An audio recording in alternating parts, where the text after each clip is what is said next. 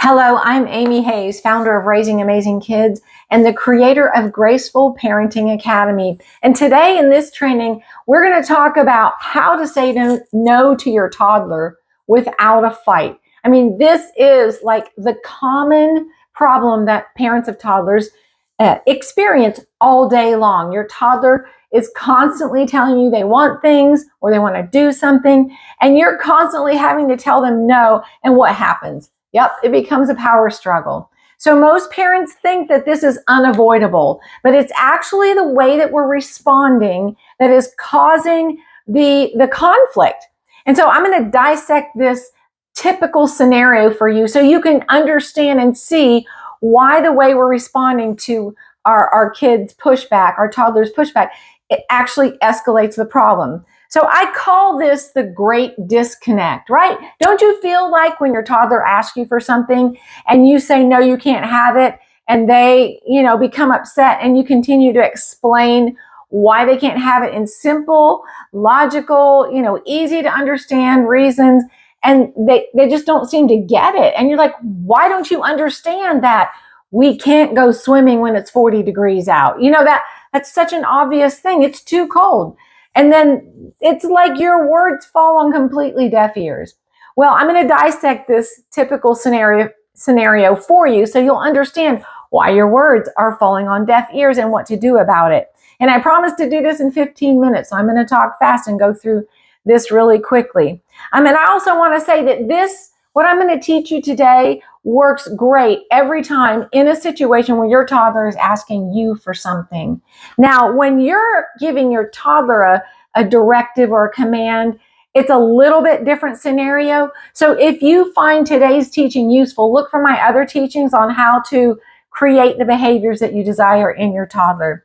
But when your toddler comes to you and says, oh, I want that toy or that piece of candy, or I want to go to the park, or I want to stay up, I don't want to go to bed, and things like that, then like I said, I call that the great disconnect. So just to kind of just dissect it a little bit. So your child asks for something, and then you say in one way or another, you tell them no, and your child gets upset, right? No, you can't have that. No, we can't do that.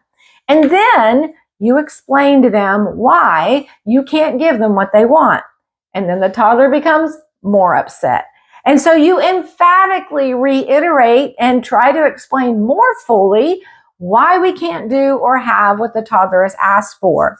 And now your toddler is in full-on meltdown, or he's completely angry with you, or he may be even throwing a tantrum. And you're at your wit's end and completely frustrated simply because your toddler wanted a toy they saw in the store, and they probably have one just like it at home.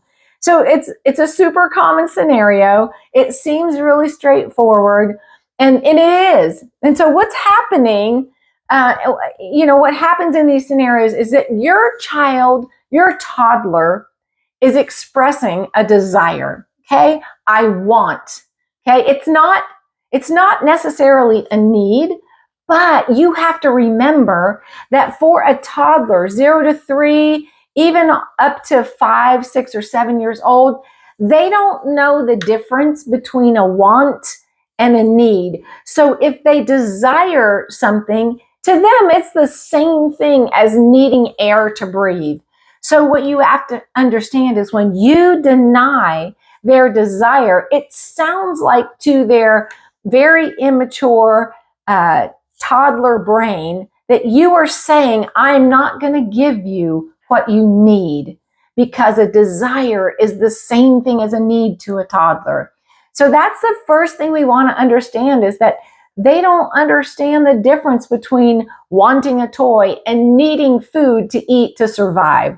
Okay, so when we respond with, no, you can't have it, it's a lot more serious to their little understanding than it is to us. We think it's a trivial thing that they want this toy or piece of candy, but to them, it's like life itself. It's like, I can't survive without it. What do you mean you're not going to give me this? I need it, right? So that's what it feels like to them. So when you understand that what they're doing is expressing a desire, and desire comes from your heart. It doesn't come from logic and reasoning. They don't look at the toy and go, you know what, that would be really useful when I play house with my friend. They're not thinking that. They just are impulsive. They're reacting and responding to something inside of them, in their heart, that desires that thing. Okay? So what happens is they're expressing desire, which is a language of the heart. And we are responding with logic, which is the language of the head. Well, again, you have to understand that a toddler brain has not developed to the point where they can even be realistic or logical, or they can't reason, and that's why they're not understanding all the reasons you tell them you can't give them what they asked for. And so that's why I call this the great disconnect, because your child, your toddler, is expressing a heartfelt need, a felt, some psychologists call it a felt need. I feel like I need that. It's just a feeling I want, I desire. It's not like, oh, the dishwasher's broken, I need this certain part to fix it. That's a logical, thought out thing that you go to get. But this is not that. It's not logical at all. It's simply a felt need, a heartfelt need. So we can't speak logic to the heart. The heart does not operate on logic.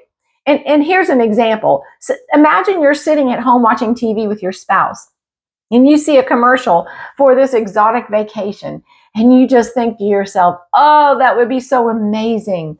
And you start speaking to your spouse and, verbalizing, wow, wouldn't that be awesome, honey? And you're not going on this vacation anytime soon. You're just dreaming. You're just expressing a desire, right? And your spouse doesn't go, oh, well, that's ridiculous. We can't go on that vacation. No, your spouse probably says, oh yeah, that would be heaven on earth. Wouldn't it be amazing to get away for a week without the kids and just enjoy ourselves and sit on the beach and, enjoy the beautiful weather? And so your spouse just listens and empathizes. And here's the thing, that's what your toddler needs. Instead of speaking logic to your child and saying, no, we can't have that because not spending money on that today. You have one just like it at home. You don't need candy, that whatever it is. Or maybe it's something they want to do, go to the park, and you don't have time. It's not a good time to go to the park, or maybe the weather's not good. Or maybe there's something else you need to do during that time slot, or maybe they want to, be on their tablet, but they've been on their tablet long enough and they need to, do something else. Whatever it is, they're expressing, like I said, a desire. And so what we want to do is speak then to the heart. We want to speak to that emotion, that feeling behind it, that desire, like, ooh, I want that. It just feels like I need this thing, right? So what we want to do is acknowledge the desire, first of all, because wanting things, there's nothing ethically or morally wrong with wanting things. In fact, human beings were created for desire fulfilled. Every human endeavor is a product of desire. Every symphony written, every building built, every accomplishment ever accomplished by a human being started with a desire to do it. So we don't want to squelch the natural desire that God put inside of our children, because that's going to be the fuel for every endeavor of their life. So we want to learn how to honor the desire without granting the wish. And it's really super easy to do. And that's what we're going to talk about. How do I allow my child to express his desires and show them that they're valid without giving them what they want? Well, first, step one is just to acknowledge it. Oh yeah, that's a cool toy. Or I like that candy too. Or, oh yeah, the park is fun. I like going there. You're just acknowledging the desire, and in the step two is validating the desire, but they're almost all go together. All three steps go together, which are acknowledge, validate, and empathize. So you just acknowledge the desire. It's a valid desire for a child to want a new toy. Nothing invalid about that, right? You just acknowledge it. You allow it. Allow the expression of their desires. Ooh, yeah, that looks fun. Oh, that's a beautiful dress, or that looks like a really fun toy, or something along those lines where you're just agreeing with. And what happens when you agree with their desire, you don't give them anything to argue with. If you say, no, no, no, you don't need that, well, they can argue with that because they don't agree with that, right? But if you agree with them, you eliminate that option of an argument, a power struggle. And then you validate it. Yeah, the park is fun. I love to go to the park too. Candy's yummy. Ooh, I like that candy too. That truck looks so fun. So you're just agreeing with, validating, saying, yes, I hear your desire. It's valid and I understand. And then, you're empathizing. You're coming alongside. You're validating their emotion. You're connecting instead of going head to head and trying to win the argument. And you will win every time in the moment, in the external. But what happens internally when we get into these constant power struggles with our kids is that we're not creating connection. We're not creating trust or respect. And we're actually pitting ourselves against our children. And what happens is over time, this chasm grows wider and wider, and then they get to be teenagers. Are they going to come to you when they have a dream or a desire? I never shared my heart's desire with anyone when I was a teenager. I didn't feel safe sharing that with anyone. So you want your child to learn from the day he's small that his desires, his dreams, his hopes, even his fears and inhibitions are safe with you because you're going to acknowledge them. You're going to validate them. You're going to empathize with them. And so you become their closest confidant, their trusted friend. And isn't that what every parent wants? They want their parent to come to them, not their peers or the internet when they need advice or encouragement or direction in their life. You want them to come to you. So what you're doing in these simple interactions as toddlers, it seems so insignificant to us.